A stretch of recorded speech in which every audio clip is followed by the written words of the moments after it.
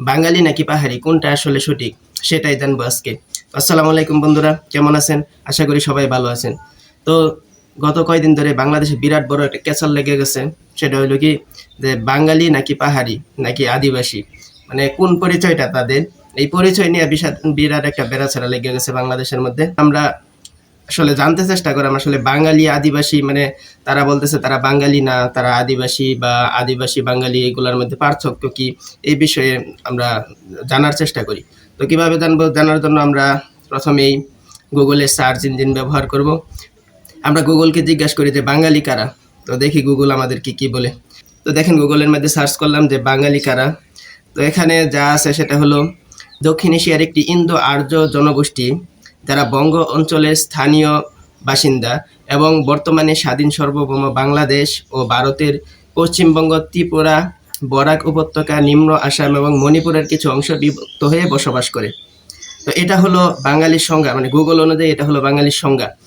তো এটা যদি বাঙালির সংজ্ঞা হয়ে থাকে, তাহলে ওরা যে বলতেছে যে তারা বাঙালি না, ওরা আদিবাসী, তাহলে কিন্তু ওদের দাবিটা ঠিক আছে।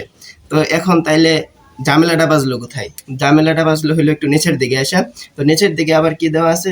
বাংলাদেশের সংবিধানের ৬ ধারার ২ উপধারায় বলা হয়েছে যে বাংলাদেশের জনগণ হলো জাতি হিসাবে বাঙালি এবং নাগরিকগণ বাংলাদেশি বলিয়া পরিচিত হইবে। তো ঝামেলাটা বাজাইছে কিন্তু বাংলাদেশের সংবিধানে।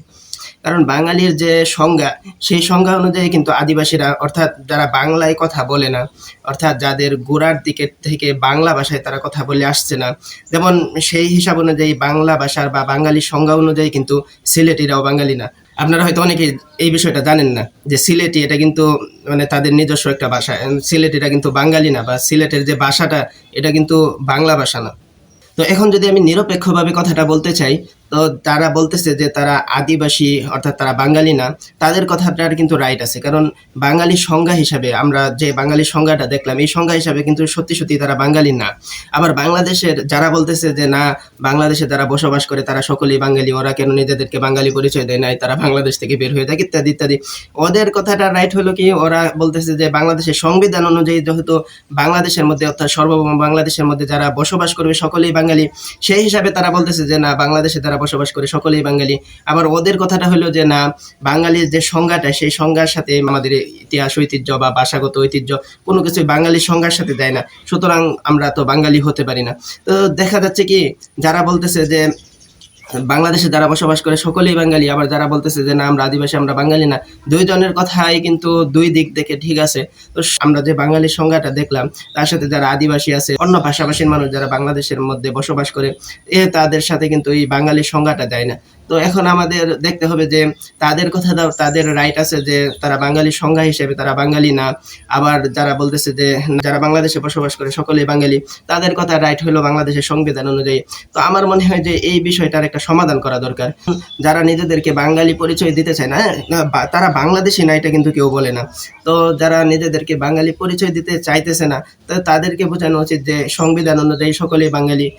আর দ্বিতীয় পাহাড়ের বিষয়গুলো নিয়ে যে ঝামেলাগুলো হইতেছে, যে ওরা বলতেছে যে পাহাড়ের মধ্যে সেনাঘাঁটি থাকতে পারবে না। পাহাড় একটা দুর্গম এলাকা, এখানে সেনাঘাঁটি থাকাটাই স্বাভাবিক, কারণ এখানে যে কোনো সময় যে কোনো বিপদ আপদ আসতে পারে। তো এখানে সেনাঘাঁটি থাকাটা তো খারাপ কিছু না, বা সেনাবাহিনী তাদেরকে কোনো রকম জুলুম অত্যাচার করতেছে এরকম না। এরপরেও তারা কেন এই দাবি করে যে সেনাবাহিনী থাকতে পারবে না? এতে বোঝা যায় যে ডাল মে কুচ কালা হে। সুতরাং বাংলাদেশের সেনাবাহিনী পাহাড় থেকে সরানোটা মনে হয় না একদম উচিত। এরপর দ্বিতীয় হলো, যেহেতু তারা পাহাড়ি, তারা তাদের যে ন্যায্য দাবিগুলো আছে, তারা যে ন্যায্য কিছু দাবি করছে, সেই দাবিগুলো অবশ্যই মেনে নেওয়া উচিত। কারণ এই পাহাড়িরা কিন্তু অনেক, মানে বর্তমান যুগে থেকেও মনে হচ্ছে যে তারা ২০ বছর ৩০ বছর পিছায় আছে।